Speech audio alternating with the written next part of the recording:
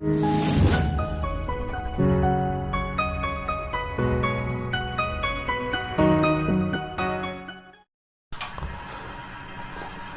Students, हम 12th class का chapter first पढ़ेंगे संयुक्त फलन, कंपोजिट ऑफ फंक्शन। लेकिन उससे पहले हम फलन के बारे में जानेंगे और उसके बारे में जो हमने पूर्व कक्षा में पढ़ा था। तो फलन, गणित की प्रत्येक शाखा में फलन का विशेष महत्व है। पूर्व कक्षा में हमने संबंध और फलन के बारे में अध्ययन किया था। हम संयुक्त फलन को पढ़ने से पहले पूर्व ज्ञान को नवीनीकृत करते हुए हम इसका अध्ययन करेंगे। तो आइए हम पहले पढ़ते हैं फलन।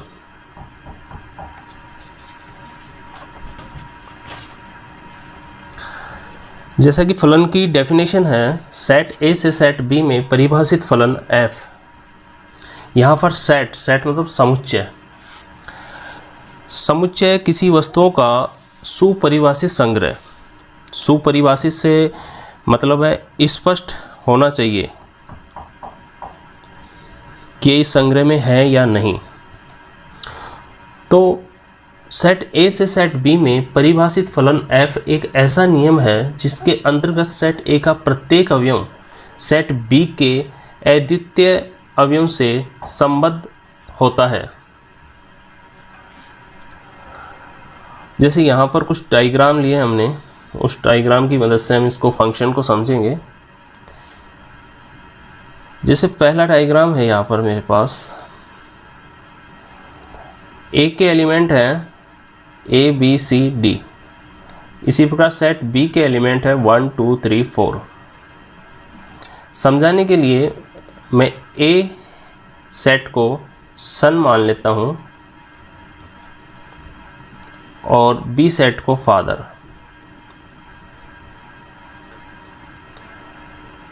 तो ए सेट सन का हो गया और बी सेट फादर का हो गया। तो यहाँ पर ए का संबंध 1 से है, बी का संबंध 2 से है, सी का संबंध 3 से है और डी का संबंध 4 से है। यानी हमने जो एग्जाम्पल लिया है उसके हिसाब से ए का पिता 1 है और बी का पिता 2 है और सी का पिता 3 और डी का पिता 4। तो ये संबंध है, तो ये एक फंक्शन भी होगा क्योंकि हमने सन और फादर में रिलेशन लिया है। तो इसको हम टिक कर देते हैं। अब इसको देखते हैं। यहाँ पर ए के फादर 1 है और ए का फादर 2 है। तो एक के फादर 2 नहीं हो सकते, तो ये फंक्शन नहीं होगा, यानी इसमें ये रिलेशन नहीं है। इसी प्रकार से हम इसका तीसरी इमेज देखते हैं। यहाँ पर ए का फादर 2 है, बी का फादर 2 है, सी का फादर 2 है और डी का फादर भी 2 है। यानी इन सब के फादर एक ही है। तो ये संबंध हो सकता है, एक व्यक्ति की संतानें हो सकती हैं चारों। अब हम चौथी इमेज की बात करते हैं। यहाँ पर सेट ए में ए का फादर 1 है, बी का फादर नहीं है। तो सेट बी में बी का फादर होना चाहिए, जबकि सेट बी में बी का फादर नहीं है। तो ये भी संबंध नहीं होगा।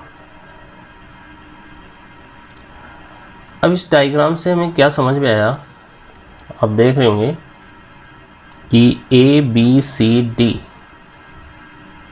यानी ये रिलेशन हमने इस पर टिक किया था कि ये फंक्शन है और ये फंक्शन है। तो इन दोनों डायग्राम से एक बात क्लियर है कि ए का प्रत्येक अवयव, ए का प्रत्येक अवयव सेट बी से संबद्ध होता है।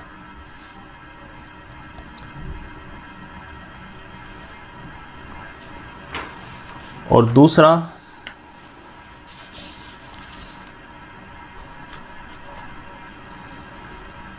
कि सेट बी के अद्वितीय अवयवों से, तो यहाँ पर ए का संबंध 1 से था और 2 से था, यानी 1 से ज़्यादा हुआ संबंध तो फिर वो फंक्शन नहीं हुआ। 1 से ज़्यादा नहीं हो सकता इसमें, तो ये अद्वितीय हो गया, यूनिक होना चाहिए सेट बी में। तो यहाँ पर 2 बातें हो गई। पहला तो ये कि सेट ए के सभी अवयव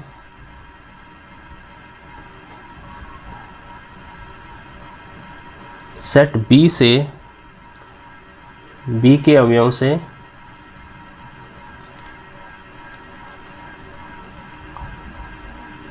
संबंधित होने चाहिए।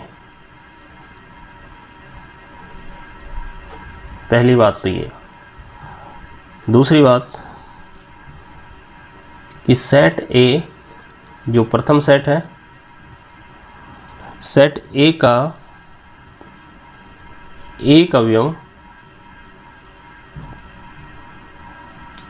जो दूसरा सेट है सेट बी, सेट बी एक से ज़्यादा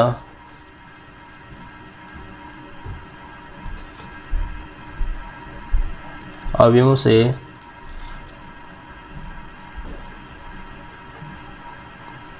संबंधित नहीं होना चाहिए।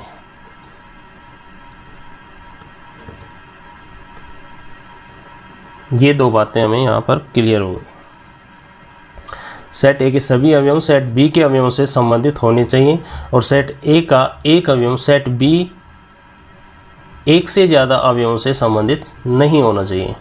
यानी सेट ए यहाँ पर था, जैसे ये दूसरी इमेज थी हमारे पर, कि यहाँ पर सेट ए का एक अवयव इसके सेट बी के एक से ज़्यादा अवयवों से संबंधित था, तो इस वजह से ये फंक्शन नहीं हुआ।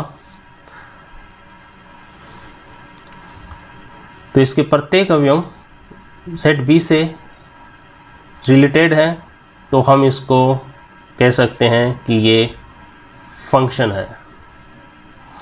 सेट बी, इसको देखते हैं कि यहाँ पर सेट ए का एक अवयव सेट बी के एक से ज़्यादा अवयवों से संबंधित है, इसलिए ये फंक्शन नहीं होगा।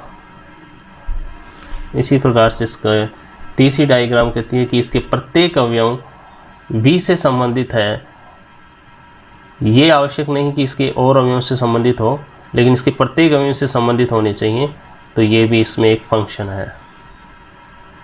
और इस जैसा कि इसमें एक element A B C D प्रत्येक पर एक से ही संबंधित है, तो इस प्रकार का फंक्शन हम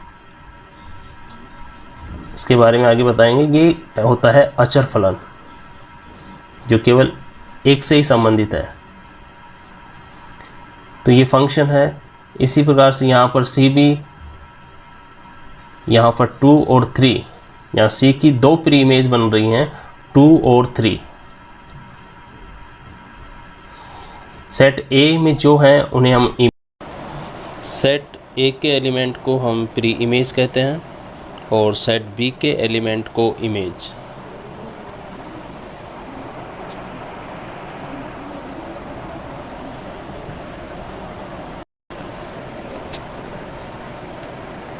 तो जैसे इसमें सी की 2 इमेज हैं, 2 और 3, तो इसलिए ये फंक्शन नहीं है।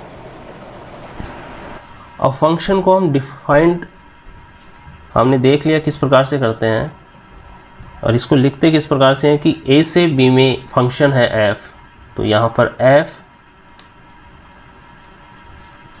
ए से बी में फंक्शन कहलाता है।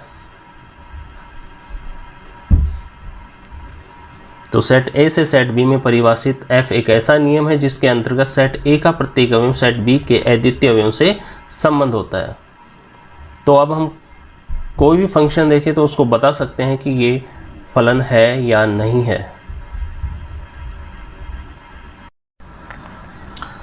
तो यहाँ हमारे पास ये क्वेश्चन है, निम्न संबंधों में कौन से फलन है और कौन से नहीं। तो ये दो क्वेश्चन है, इसको हम देखते हैं कि इसमें कौन सा फलन है कौन सा नहीं है। तो पहला क्वेश्चन है, उसमें अपन सेट ए ले लेते हैं। सेट ए में जिसके फर्स्ट एलिमेंट हैं वो सेट ए के हैं, तो यहाँ पर 1 2 3 और 2, तो 1 2 3, 2 यहाँ पर 2 बार आ रहा है तो एक बार ही लिखना में।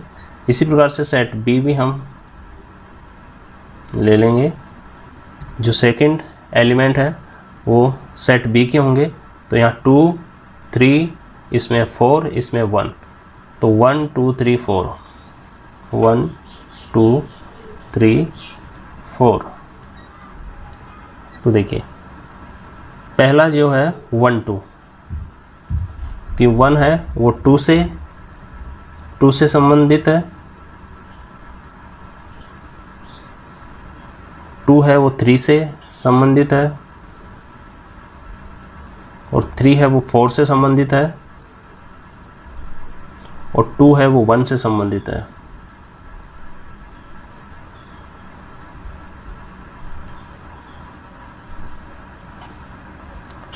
तो यहाँ पर 2 की दो इमेज हो गई, 1 और 3।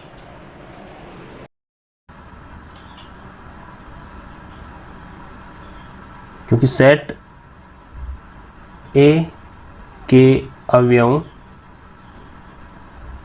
2 की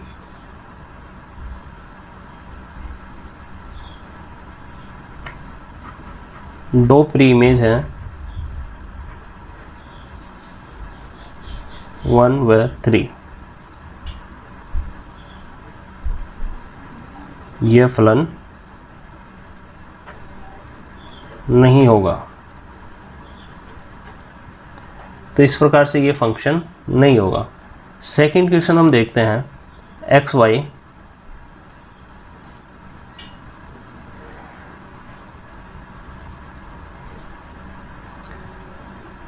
है, वहाँ पर X Y belongs to R, यानी ये रियल नंबर है,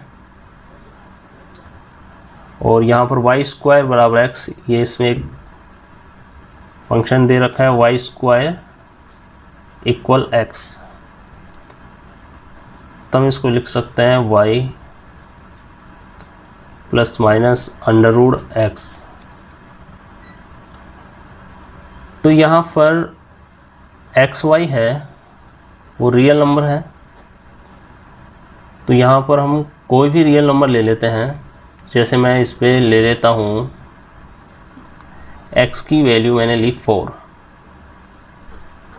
x की वैल्यू मैं इसमें रखता हूँ 4, तो x की वैल्यू 4 रखूँगा तो y की वैल्यू क्या आएंगी, y की वैल्यू आएंगी अंडर रूट 4, तो 4 का अंडर रूट होता है 2।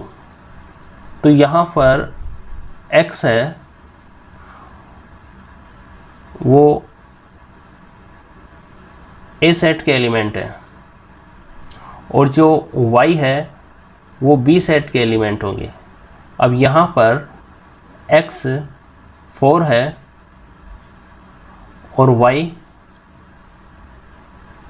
प्लस का 2 और माइनस का 2, यानी कि 4 पर इसके दो मान, दो प्री इमेज हो रही हैं, +2 और -2।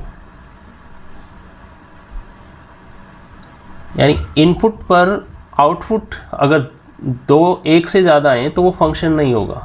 तो यहाँ पर इनपुट जैसे 4 है और उस पर जब आउटपुट हो रहा है तो इस पर +2 और -2, तो इस पर भी हो गया, भी फंक्शन नहीं होगा, फलन नहीं होगा।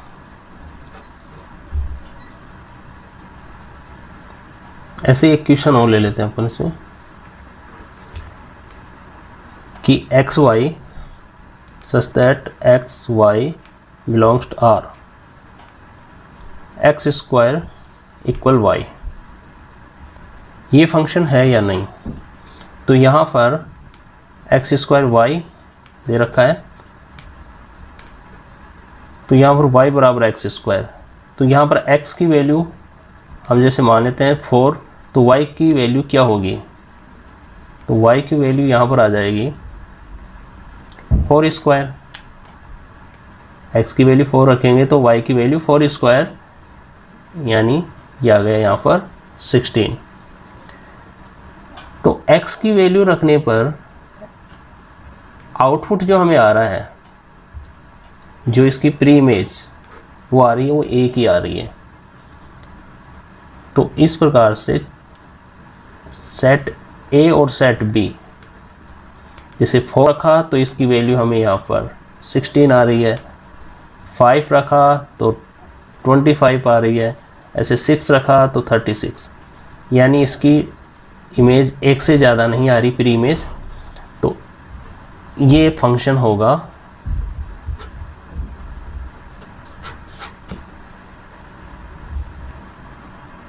तो आज का हमारा टॉपिक में हमने जाना कि फ़ंक्शन के बारे में कैसे जानें कि ये फ़ंक्शन है या नहीं है। नेक्स्ट टॉपिक हम पढ़ाएंगे इस पे ही, इसके डोमेन, कोडोमेन और रेंज और फंक्शन के टाइप। और आपको जो एक्सरसाइज ये दी है, आप इन एक्सरसाइज को तब तक सोल्व कीजिए।